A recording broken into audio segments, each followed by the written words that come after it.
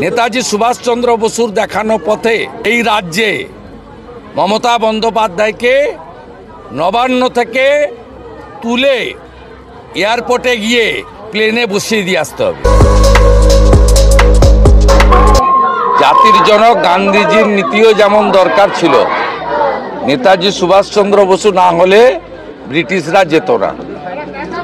এই অত্যাচারী মমতা বন্দ্যোপাধ্যায় এবং তার ধর্ষক বাহিনীকে এই রাজ্য থেকে উৎখাত করতে হলে নেতাজির পথে অগ্রসর হতে হবে।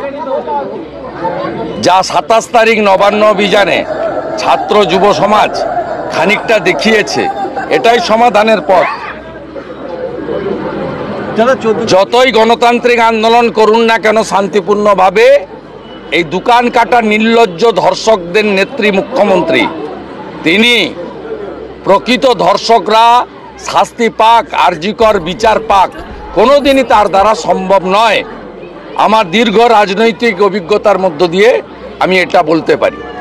নেতাজি সুভাষচন্দ্র বসুর দেখানো পথে এই রাজ্যে মমতা বন্দ্যোপাধ্যায়কে নবান্ন থেকে তুলে এয়ারপোর্টে গিয়ে প্লেনে বসিয়ে দিয়ে আসতে হবে।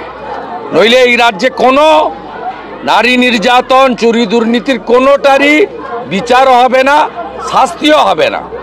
এই সরকার তৃণমূল সরকার, ছাত্র বিরোধী এবং ধর্ষণকারী সরকার।